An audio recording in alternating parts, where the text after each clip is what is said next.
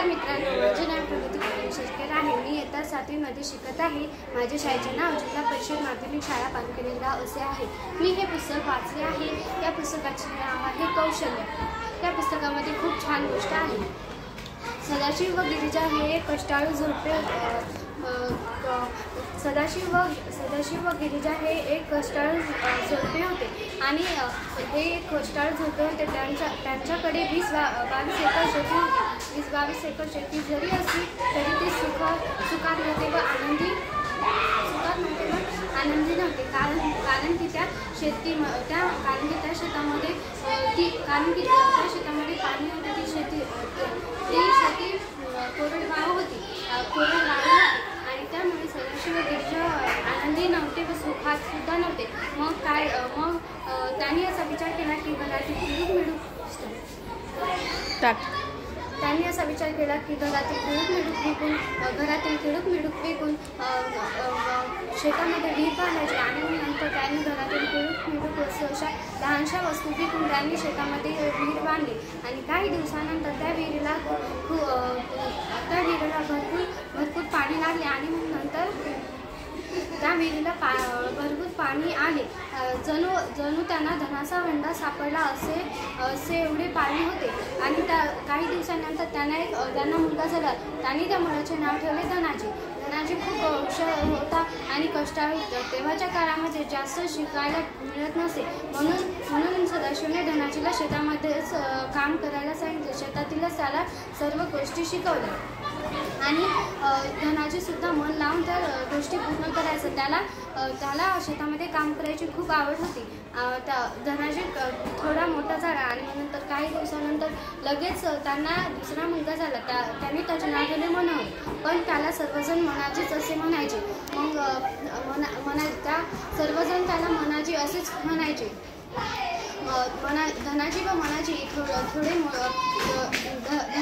मनाजी हसत खेळत व मजा करत मोठे झाले आणि ते जेव्हा 18-20 वर्षांचे झाले तेव्हा सदाशिव व गिरिजाने असा विचार केला की त्यांना काही शेती द्यायची व त्यांना शेतीमध्ये त्या दोघांमध्ये कोण चांगले शेतामध्ये कार्य करू शकेल आपण ते पाहूया। आणि नंतर सदाशिव व धनाजीने त्या दोघांना एक एकर शेती दिली। धनाजीला एक व मनाजीला एक।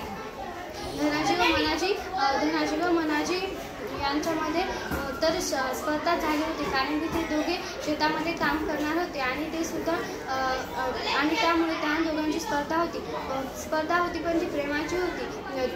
जेव्हा एकमेकांना मदतची आवश्यकता असेल तेव्हा मनाजी धनाजीला मदत करायचा व धनाजी मनाजीला मदत करायचा। धनाजी मनाजीला मदत करायचा आणि मग नंतर त्यांनी शेतामध्ये खूप काम केले आणि नंतर त्यांच्या शेतामध्ये मुगाच्या शेंगाची लागवड झाली आणि त्यांनी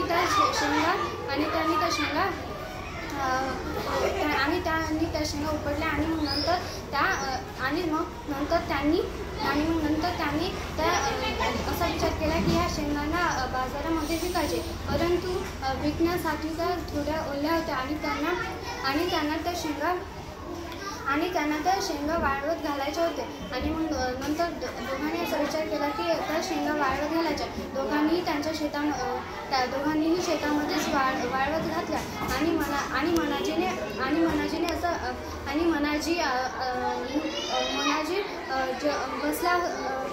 बसला रिकामा बसला होता।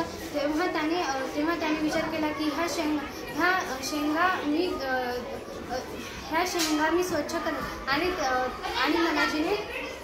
आणि मनाजीने त्या शेंगा खूप स्वच्छ केल्या, पाण्यामध्ये टाकल्या, खूप स्वच्छ केल्या आणि मग नंतर धनाजी हे सगळं पाहत होता, चेष्टा करत होता। तो म्हणत होता की एवढ्या शेंगा तू कधीपर्यंत स्वच्छ करशील। धनाजी हसत होता, पण मनाजीने फक्त ऐकून घेतले। त्याने स्मित हास्य केले आणि त्याने त्याच्याकडे लक्ष दिले नाही आणि नंतर मनाजीने आणि नंतर मनाजीने त्याचे स्वतःचे कपडे मनाजी दररोज त्याचे काम केल्यामुळे शेतात काम केल्यामुळे त्याचे कपडे घाणेरडे व्हायचे, म्हणून मनाजी दररोज विहिरीवर त्याचे कपडे धुवायचा.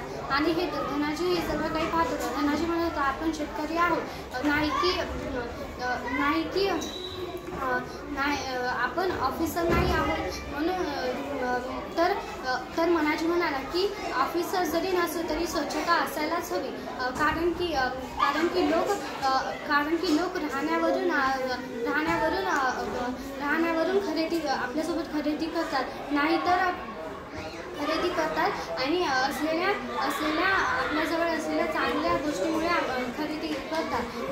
त्यामुळे मी तर स्वच्छच राहणार. पण धनाजी हे सगळं पाहून हसत होता. तो म्हणत होता की तुला जे करायचे ते कर. आणि नंतर दोघांनी असा विचार केला की ह्या शेंगा बाजारामध्ये विकायच्या. आणि ते दोघे बैलगाडीमध्ये